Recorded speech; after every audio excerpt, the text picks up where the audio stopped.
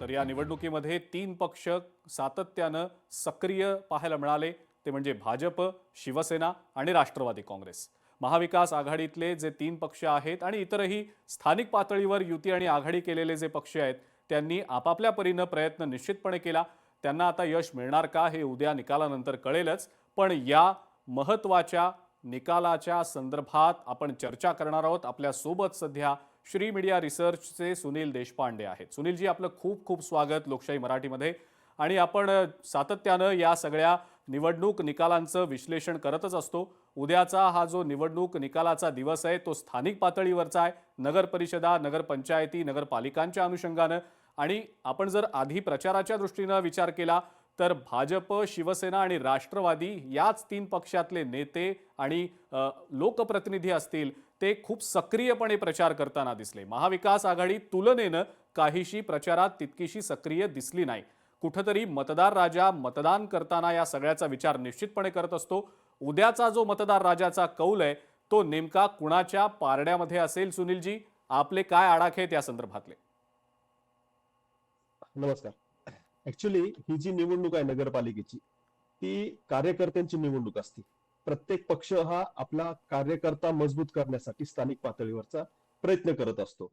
आता या निवडणुकीमध्ये जवळपास सर्वच पक्षांना संधी होती की आपल्या कार्यकर्त्यांना ताकद द्यायची, त्यांना स्थानिक पातळीवर निवडून आणायची व त्यांना सक्षम करायची. पण आता ही जी निवडणूक झाली नगरपालिकेची, त्या पूर्ण महाराष्ट्रातील नगरपालिकेवर जर आपण एक नजर फिरवली तर यामध्ये सद्यस्थितीमध्ये फक्त भाजप, शिवसेना आणि राष्ट्रवादी हे सत्तेतले जे 3 पक्ष आहेत तेच इथं कार्यरत दिसले. त्यांनीच पूर्ण ताकद, शक्ती लावली, पूर्णपणाला लावली. इतर पक्षांचे जे नेते आहेत महाराष्ट्रातले किंवा महाराष्ट्रात इतर पक्ष आहेत, म्हणजे शरद पवारांचा राष्ट्रवादी काँग्रेस पक्ष असेल किंवा उद्धव ठाकरेंची शिवसेना असेल, हे 2 पक्ष महाराष्ट्रामध्ये त्या प्रमाणात सक्रिय दिसले नाहीत. उद्धव ठाकरे तर मुंबईच्या बाहेर कुठेही गेले नाहीत. शरद पवारांची तब्येत आणि वय पाहता त्यांनी सक्रिय राहणं अपेक्षित नाहीये सध्या. परंतु त्यांचे नेते कुणीही महाराष्ट्रातल्या कुठल्याही महत्वाच्या नगरपालिकेमध्ये सभा घेताना किंवा काम करताना दिसले नाहीत. हा स्थानिक पातळीवर त्या लोकांनी ताकद लावून आपली तिथली सत्ता राखण्याची किंवा सत्ता मिळवण्याचा प्रयत्न शरद पवार गटाचे लोक करत आहेत. पण उद्धव ठाकरेची जी शिवसेना आहे ती मात्र त्या मानाने सक्रिय महाराष्ट्रात किंवा तसे दिसले नाहीत त्यांचे नेते. हा स्थानिक पातळीवर जेवढी त्यांची ताकद आहे त्या पद्धतीने ते लढतायत. त्यामुळे आगामी नगरपालिका निवडणुकीमध्ये आश्चर्य वाटायला नको, हे 3 पक्षच महाराष्ट्रामध्ये सर्वाधिक निवडून येतील. नंबर 1 कोण राहील तर कदाचित 100% भाजपच राहील, त्यानंतर शिवसेना राहील आणि नंतर राष्ट्रवादी, अशी परिस्थिती असेल. सुनीलजी, मात्र आपण ज्या पद्धतीनं प्रचार झाल्याचं बघितलं या निवडणुकांसाठी, आणि तुम्ही सुरुवातीलाच म्हणालात की ही स्थानिक कार्यकर्त्याची निवडणूक आहे. कार्यकर्ता आपल्या परीनं दिवस रात्र मेहनत करून पक्षाचं संघटन वाढवण्याच्या दृष्टीनं प्रयत्न करत असतो. आणि या अशा वेळेला कार्यकर्त्याला न्याय देण्याच्या दृष्टीनं त्या त्या पातळीवर युत्या आणि आघाड्या देखील होत असतात. राज्यातल्या काही भागांमध्ये आपण असं बघितलं की काही ठिकाणी महायुतीतल्याच पक्षांमध्ये कुरबुरी दिसल्या, महाविकास आघाडीमधल्या पक्षांमध्ये कुरबुरी पाहायला मिळाल्या. काही ठिकाणी वाद विकोपाला गेले, काही ठिकाणी स्वबळाची सुद्धा भाषा झाली. या स्थानिक पातळीवरच्या निवडणुकांमध्ये स्थानिक प्रश्न सुद्धा तितकेच महत्त्वाचे असतात. पण युती आणि आघाडीचं जे समीकरण बांधलं जातं ते समीकरण कितपत महत्त्वाचं ठरतं या अशा निकालांमध्ये? नाही, स्थानिक समीकरण महत्वाचं ठरतं, पण प्रत्येक पक्ष काय पाहतो की आपल्या कार्यकर्त्याला मोठं करायचं असतं. आता काय गंमत झाली की साधारणतः या निवडणुका हे ज्या 2 सरकार म्हणजे उद्धव ठाकरेंच्या सरकारापासून किंवा ज्यावेळेस महाविकास आघाडीची सत्ता होती तेव्हापासून आणि आतापर्यंत निवडणुका पुढे ढकलल्या गेल्यात. तेव्हा कार्यकर्त्याला न्याय मिळत नव्हता, कार्यकर्त्याला काम करता येत नव्हतं, कारण की त्यांनी निवडणूक, स्थानिक निवडणूक ही त्यांच्यासाठी महत्वाची आहे. त्यासाठी मग कुठं कुठं आपले कार्यकर्ते निवडून आणण्यासाठी 2 पक्ष एकत्र येतात, ताकद लावतात. इथं नाही का या पक्षाची युती करायची, त्या पक्षाची करायची असं नसतं, कारण स्थानिक पातळीवरचे गणित टोटल वेगळे असतात यामध्ये. त्यामुळे त्या गणितांना धरून लोक आपापले राजकीय डाव खेळत असतात. यामध्ये युती आघाडी होणं अपेक्षित आहे बऱ्याच ठिकाणी. आता आपण ऐकलं असेल की मनसेची आणि काँग्रेसची युती महाराष्ट्रात काही ठिकाणी झाली, किंवा पिंपरी पुण्यामध्ये किंवा पिंपरी चिंचवड कुठेतरी होतीये त्याची युती. म्हणजे असं होत नाहीये, कुठलेही 2 पक्ष एकत्र येऊ शकतात. अर्थात भाजप आणि काँग्रेस येणार नाही, पण बाकीच्या पक्षांना ती संधी असती आपल्या कार्यकर्त्याला न्याय द्यायची, निवडून आणण्याची. त्याला एकदा ताकद दिली की तो पुढे जातो कार्यकर्ता, आणि कार्यकर्ता मजबूत झाला की वरचा नेता मोठा मोठा होत असतो. त्याच्यामुळे कार्यकर्त्यांना मजबूत करण्यासाठी ही निवडणूक आहे. परंतु तशा दृष्टीने हे तीन पक्ष प्रयत्न करतायत, पण विरोधातले महाविकास आघाडीचे जे काही पक्ष आहेत ते त्याप्रमाणे सक्रिय दिसत नाहीत. अर्थात उद्धव ठाकरेंनी मुंबईत कॉन्सन्ट्रेट केलेला आहे. बरोबर. सुनीलजी, आणि थेट नगराध्यक्ष निवडीचा जो निर्णय आहे तो निर्णय हो. पक्षांसाठी कितपत महत्त्वाचा ठरतो? कारण ज्या वेळेला एखाद्या नगर परिषदेवर, नगर पंचायतीवर, नगरपालिकेवर एखाद्या पक्षाला वर्चस्व प्रस्थापित करायचं असतं किंवा युतीमध्ये वर्चस्व प्रस्थापित करायचं असतं, तर एक ताकदीचा नगराध्यक्षपदाचा उमेदवार देखील द्यावा लागत असतो. या स्थानिक पातळीवरच्या निवडणुकांमध्ये त्या त्या ठिकाणचे स्थानिक राजकीय समीकरणं वेगळी असतात आणि त्यामुळं फार काळजीपूर्वक असे उमेदवार द्यावे लागतात. आपण या प्रचाराच्या दरम्यान बऱ्याच वेळेला बघितलं की जे काही नगरसेवक पदाचे उमेदवार होते किंवा नगराध्यक्ष पदाचे उमेदवार होते ते अचानक दुसऱ्या कुठल्या तरी पक्षामध्ये आपल्याला गेल्याचं पाहायला मिळालं. त्यामुळं कुठेतरी ही राजकीय समीकरणं विस्कटताना देखील दिसली. अशा वेळेला राजकीय नेत्यांसमोर किंवा त्या नेत्यांच्या पक्षांसमोर पेच देखील उभा राहत असतो. सुनीलजी, या सगळ्याबद्दल नेमकं काय सांगता येईल? फोडाफोडीचं राजकारण तर आपण पाहतच असतो, ते लोकसभा निवडणुकीच्या वेळेलाही दिसतं, विधानसभेच्या वेळेलाही दिसतं, पण या अशा स्थानिक स्वराज्य संस्थांच्या निवडणुकांमध्ये कुठेतरी याची तीव्रता थोडीशी जास्त पाहायला मिळते. निश्चित हे स्थानिक राजकारण खूप वेगळं असतं. आता गंमत अशी की नगराध्यक्ष पदासाठी एक प्रभावी सक्षम उमेदवार लागतो की जो त्या शहराला रिप्रेझेंट करेल. मतदार त्याच्याकडे आकृष्ट होतील. पक्षाचे मतं प्लस त्याचे वैयक्तिक मतं असे घेऊन तिथं सत्ता स्थापन करता येते. अशा प्रकारचं गणित प्रत्येक पक्ष मांडत असतो. म्हणून त्यासाठी काय होतं की इतर पक्षातले सक्षम स्ट्रॉंग उमेदवार हे आपल्याकडे खेचण्याची तिथं शर्यत लागलेली असती. तर त्यामुळे बऱ्याच वेळेस फोडाफोडीचं राजकारण पाहिलं जातं आणि स्थानिक कार्यकर्ते नेते हे बऱ्यापैकी इकडून तिकडे उड्या मारत असतात. कारण की तो जो नेता असतो ना तो ग्रूम होत असतो, तो त्या शहराला रिप्रेझेंट करतो.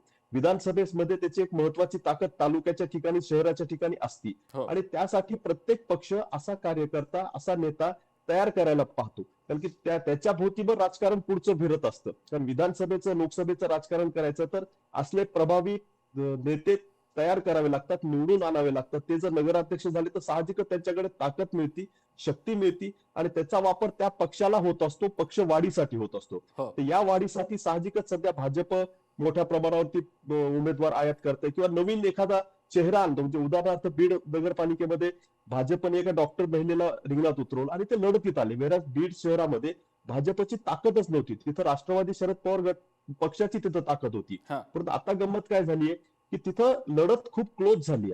आता तिथं डिवायडेशन झालंय. ऍज युजल कम्युनल मुस्लिम हिंदू डिवायडेशन करून त्यांनी ती निवडणूक लढली. म्हणजे अशा प्रकारचे डावपेच स्थानिक पातळीवरती खेळल्या जातात. त्यामुळे नगराध्यक्ष पदासाठीचा जो उमेदवार असतो तो खूप महत्वाचा असतो. त्यामुळे प्रत्येक पक्ष सक्षम चांगला उमेदवार मिळवण्यासाठी प्रयत्न करतो. बरोबर. आणि सुनीलजी, आणखीन एक महत्वाचा मुद्दा म्हणजे लोकसभा निवडणूक असेल, विधानसभा निवडणूक असेल, मतदाराचा जो एक मत देण्याचा एक कल असतो तो पक्षाकडे बघून असतो बऱ्याचदा. पण स्थानिक निवडणुकांमध्ये उमेदवार नेमका कोण दिलाय यावर सुद्धा मतदाराचं अत्यंत बारकाईनं लक्ष असतं. या अशा निवडणुकांमध्ये मतदार हा निश्चितपणे विचार करतो की जो उमेदवार दिला गेलेला आहे तो उमेदवार चांगलं काम करू शकेल का, त्याची तेवढी कुवत आहे का, या सगळ्या बाबींचा विचार करून मतदान होतच असतं. हा एक फॅक्टर जितका महत्त्वाचा आहे तितकाच आणखी एक फॅक्टर सुद्धा महत्त्वाचा आहे ज्याबद्दल मला तुम्हाला प्रश्न विचारायचा आहे की स्थानिक पातळीवरचे जे लोकप्रतिनिधी आहेत, म्हणजे जसा तुम्ही मगाशी उल्लेख केलात की एखाद्या आमदाराचं त्याच्या तालुक्यातलं जे प्रभुत्व आहे किंवा प्रभाव आहे त्याची प्रतिष्ठा त्यामुळे पणाला लागलेली असते आणि त्यामुळे अत्यंत जोरकसपणे प्रचार देखील होत असतो. त्या अनुषंगानं स्थानिक पातळीवरच्या निवडणुकांमध्ये स्थानिक प्रश्नांना, ज्या मूलभूत समस्या आहेत त्या समस्यांना घेऊन निवडणुका लढल्या जात असतात. या दोन फॅक्टर्स विषयी नेमकं काय सांगाल? एकदम बरोबर आहे. स्थानिक पातळीवरती काय होतं की पक्षापेक्षा जास्त उमेदवाराला महत्व असतं. तो उमेदवार कोणत्या पक्षात आहे हे पाहिला जात नाही. तो आपला माणूस आपल्या घराच्या बाजूचा असतो, कॉलनीतला असतो, बाजूच्या कॉलनीतला असतो, पण तो जवळचा असतो. तो निवडून यावं यासाठी प्रयत्न करत असतात. म्हणून जे सक्षम चेहरे आहेत ना ते आपल्या पक्षात यावे यासाठी प्रत्येक पक्ष प्रयत्न करत असतो.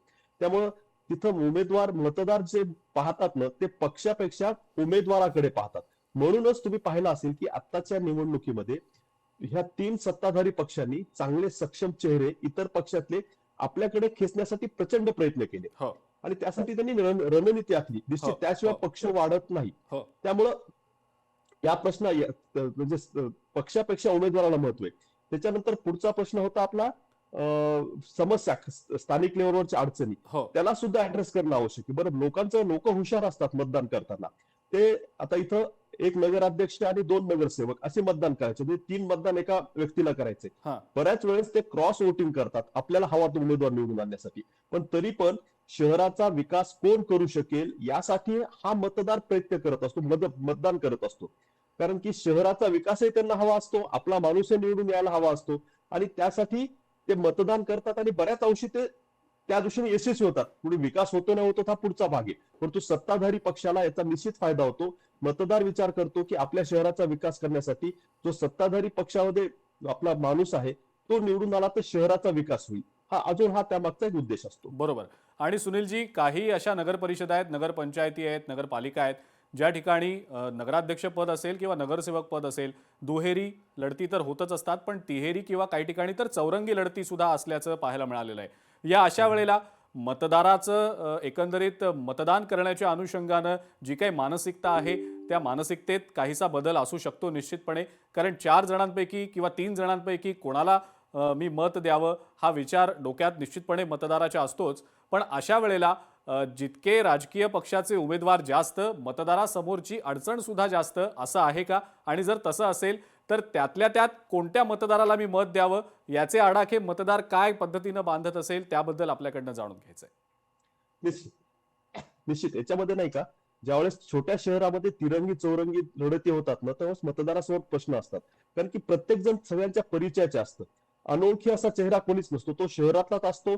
शहर छोटं असतं, 25, 30, 40 हजाराचं तो शहर असतं प्लस मायनस. त्याच्यामध्ये त्या तेवढ्या मतदारामध्ये प्रत्येक जण संपर्कात असतो, चेहरा ओळखीचा असतो, हां. नात्या गोत्यातला असतो.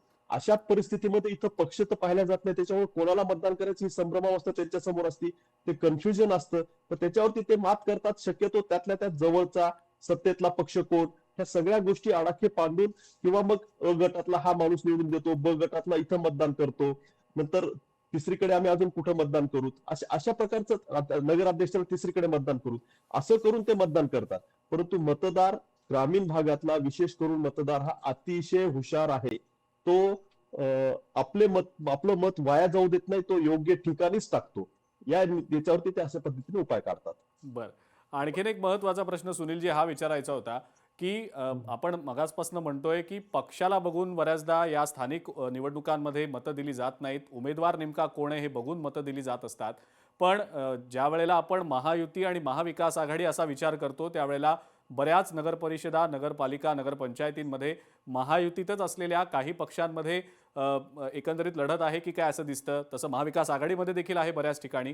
स्थानिक पातळीवर ज्यावेळेला मतदान होतं त्यावेळेला आपण जसं मगाचपासून म्हणतोय की उमेदवाराकडे बघून मत दिलं जातं. याचे पडसाद येत्या काळात होणाऱ्या इतर निवडणुकांवर पडण्याची कितपत शक्यता असते? कारण पुढचा प्रश्न माझा याच अनुषंगाने असा होता की पालिका निवडणुका सुद्धा तोंडावर आहेत. स्थानिक पातळीवर काय होतंय काय नाही याचे पडसाद आता 29 पालिकांच्या निवडणुका होऊ घातलेल्या आहेत. त्याचा प्रचार एकीकडे आता जोरकसपणे सुरू होईलच. पण या निकालाचा परिणाम पालिका निवडणुकांवर होण्याची शक्यता कितपत वाटते?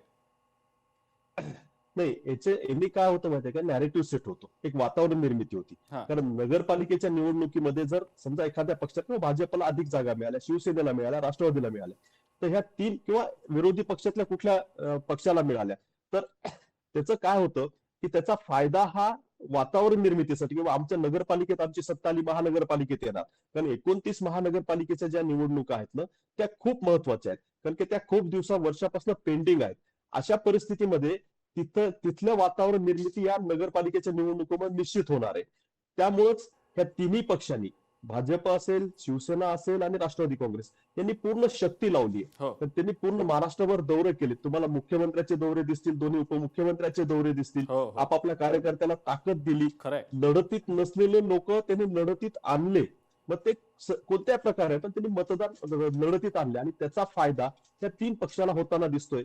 आगामी महानगरपालिका निवडणुकीत याचा फायदा सत्ताधाऱ्याला अधिक होईल असं वाटतं. त्यांच्या जागा कदाचित जास्त येतील. हो, पण सुनीलजी एक शेवटचा प्रश्न जाता जाता विचारतो आणि वेळेची मर्यादा आहे आपल्याला. पण तुम्ही जसं म्हणालात तसं की भाजप क्रमांक 1 चा पक्ष ठरू शकेल, शिवसेना, त्यापाठोपाठ राष्ट्रवादी. कारण सत्ताधारी पक्षातल्या नेत्यांनी तितका जोरकसपणे प्रचार देखील केला अक्षरशः पायाला भिंगरी लावल्याप्रमाणे ते अनेक ठिकाणी सातत्यानं प्रचार करताना आपल्याला दिसले आणि सगळेच मोठे नेते म्हणजे मुख्यमंत्री आणि उपमुख्यमंत्र्यांसह अनेक कॅबिनेट मंत्री सुद्धा अत्यंत हिरिरीनं या प्रचारात उतरताना दिसले, सभा घेताना दिसले, कॉर्नर सभा घेताना दिसले, मोठमोठ्या रॅलीज घेताना दिसले, रोड शो झाले. पण मग हा सगळा प्रकार जर सत्ताधारी पक्षातल्या नेत्यांकडनं होत होता तर विरोधकांनी खरं तर आणखी जोर लावण्याची गरज असताना विरोधक कुठंतरी या प्रचारामध्ये या निवडणुकांमध्ये कमी पडले असं वाटतं का? आणि येत्या पालिका निवडणुकांच्या अनुषंगानं आपण मगाशी देखील बोललो की कदाचित थोडाफार परिणाम होईल, परसेप्शनचा विषय आहे, पण आगामी पालिका निवडणुकांच्या दृष्टिकोनातनं विरोधकांना आणखी जोर लावण्याची गरज वाटतेय का? निश्चित विरोधकांना जोर लावावाच लागणार, कारण काय झालंय ह्या नगरपालिका निवडणुकीमध्ये विरोधी म्हणजे महाविकास आघाडीतल्या पक्षांनी गिवअप केल्यासारखं किंवा ही निवडणूक लढलीच नाही अशा पद्धतीने ते समोर गेले महाराष्ट्रामध्ये. त्यामुळे काय झालंय की जे अपेक्षित त्यांना जे यश मिळालं असतं, ज्याचा फायदा त्यांना पुढील राजकारणामध्ये महाराष्ट्राच्या राजकारणामध्ये झाला असता, कारण या महाराष्ट्राच्या राजकारणामध्ये ही स्थानिक पातळीवरची सत्ता असणं हे खूप महत्वाचं आहे. बरोबर. त्याच्याशिवाय पुढे जाता येत नाही. कारण की ग्रामीण भागामध्ये नगर अध्यक्ष आपला असणं, जिल्हा परिषद अध्यक्ष, पंचायत समिती या ज्या महत्वाच्या स्थानिक स्वराज्य संस्था आहेत त्या ताब्यात असल्यानंतर राजकारण सोपं जातं करायला. अर्थात या निवडणुका लढायच्या म्हणजे पैसा लागतो मोठ्या प्रमाणावर, त्या पक्षाने आपापल्या कार्यकर्त्यांना नेत्यांना उमेदवारांना पैसा पुरवावा लागतो, कारण पक्ष फंडातून त्यांना पैसा द्यावाच लागतो. त्याशिवाय निवडणूक सोपी झाली नाही, पहिल्यासारखी निवडणूक राहिली नाही. आता बरोबर. पैशाचा मोठ्या प्रमाणावरती वापर होतो. तर हे सगळं पाहता विरोधी पक्ष हा कुठंतरी यापासून दूर गेला किंवा त्यांनी त्या सिरियसली तो निवडणूक लढला नाहीये. स्थानिक पातळीवरती या ठाकरे शिवसेनेने आणि राष्ट्रवादी शरद पवारांनी स्थानिक कार्यकर्ते नेत्यांनी निवडणूक लढली, ती स्थानिक पातळीवर लढली. वरतून त्यांना मदत झाली असं दिसत तरी नाही सध्या. परंतु निश्चित याचा फायदा आगामी महानगरपालिका निवडणुकीत सत्ताधारी पक्षालाच अधिक होईल असं सध्या तरी वाटतंय. ठीक आहे सुनीलजी, खूप खूप धन्यवाद. आपण लोकशाही मराठीला वेळ दिलात. लोकशाही मराठी ऐका, पहा, जागरूक रहा.